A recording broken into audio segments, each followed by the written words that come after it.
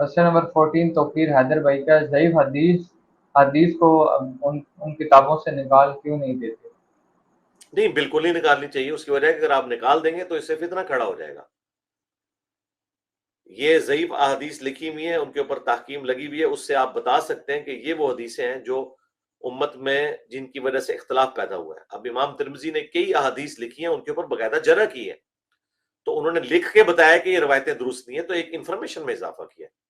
और दूसरी जो असल वजह है कि चूंकि ये ओरिजिनल मुसन्निफीन ने किताबें लिखी थी, अब उनकी किताबों को आप चेंज खुद तो नहीं कर सकते। यानी अगर अबू दाऊद के अंदर कोई रवायत ज़ईफ है और इमाम दाऊद लिख के है, तो इमाम दाऊद की किताब को चेंज करने का मुझे तो इख्तियार नहीं है।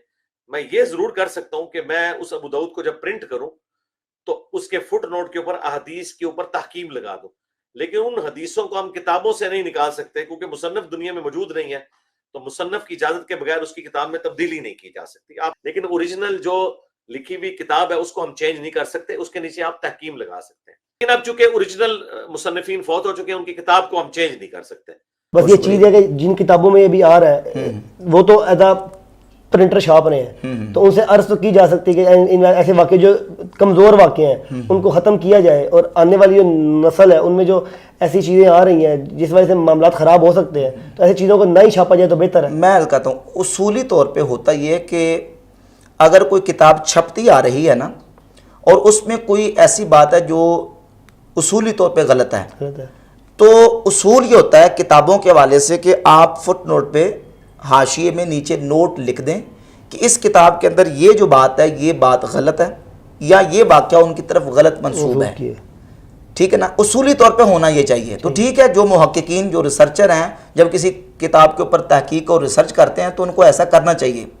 दलाइल से जब चीज़ साबित हो जाए कि ये वाक़या गलत मंसूब है तो फुट नोट पर लिख देना चाहिए कि यह वाक़या गलत मंसूब है, बस। इसी तरीके से जैसे रिवायात किताबों के अंदर झूठी अहादीस मौजूद नहीं है, हदीस की किताबों के अंदर मन गढ़ंत अहादीस हैं। जिस तरह के देखें हदीस की किताबें जिनके अंदर इस कदर मुहद्दिसीन ने एहतमाम किया है कि हदीस के रावियों की जान पटक भी की है, सारा कुछ करने के बावजूद हदीस की किताबों के अंदर ऐसे वाक़यात ऐसी रिवायात आ गई हैं जिसकी संदेह भी हैं कि मुहद्दिस कह रहा है कि मुझे फ़लाँ ने बयान किया, उसको फ़लाँ ने बयान किया, उसको फ़लाँ ने बयान किया, लेकिन इसके बावजूद रसूलुल्लाह सल्लल्लाहु अलैहि वसल्लम की ज़ात अक़दस तक सनद पहुँचने के बावजूद वो रिवायत मौजू होती है, जाली होती है। मौजू का मतलब क्या है? इन्हें हुजूर ने नहीं फरमाई, उसका सबूत ही नहीं है, लेकिन वो अल्लाह के नबी की तरफ गलत मंसूब कर दी गई है।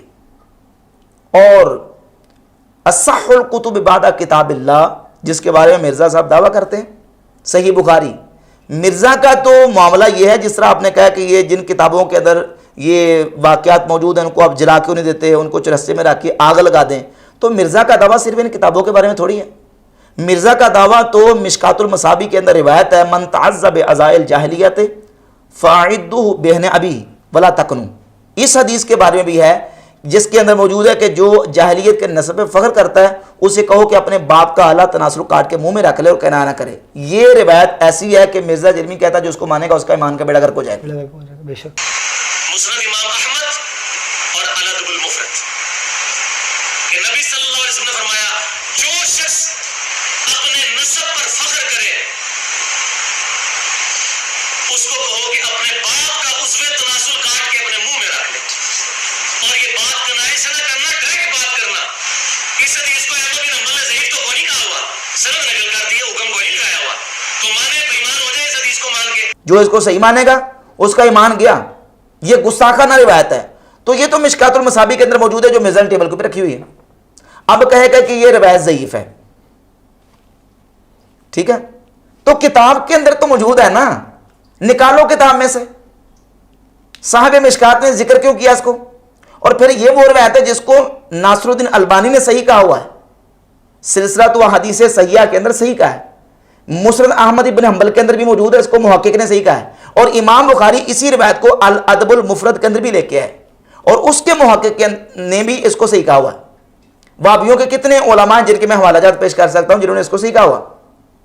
सिर्फ मिर्जा के बाबा जो ज़ुबैर ज़ई उसने ज़ईफ़ कहा है, लेकिन चले अला सबील तनज़्ज़ुल सही ज़ईफ़ भी हो तब भी तुमने टेबल पे रखी हुई मिशकातुल मसाबी, और यही मिशकातुल मसाबी तुम लोगों को देते हो पढ़ने के लिए और कहते हो इंसाइक्लोपीडिया है। तो मिशकातुल मसाबी की तारीफ तो तुमने भी की हुई है, اگر سبا سنابل کی تعریف اعلیٰ نے کی ہے اور اس کے اندر گستاخانہ واقعہ موجود ہے، کفریہ واقعہ موجود ہے، اور وہ مدعا ڈل گیا امام حمزہ بریلوی پہ کہ انہوں نے گستاخی کی حمایت کی ہے، حالانکہ کلمے کی انہوں نے یا اس واقعے کی حمایت نہیں کی. تو مشکات المصابیح کے اندر گستاخانہ روایت موجود ہے اس کی، تو تم نے بھی تعریف کی ہوئی مشکات المصابیح کی، اور روایت ابھی تک موجود ہے. اور پھر صحیح بخاری کے اندر 6982 نمبر روایت کے اندر جو واقعہ کہ نبی علیہ الصلوۃ والسلام نے خودکشی کرنے کا ارادہ کیا مرزا جرمی کے بیان کے مطابق، اور اس نے باقاعدہ ایک تھمبنیل بھی لگایا ہوا ہے، کیا نبی صلی اللہ علیہ وسلم نے خودکشی کرنے کا ارادہ کیا.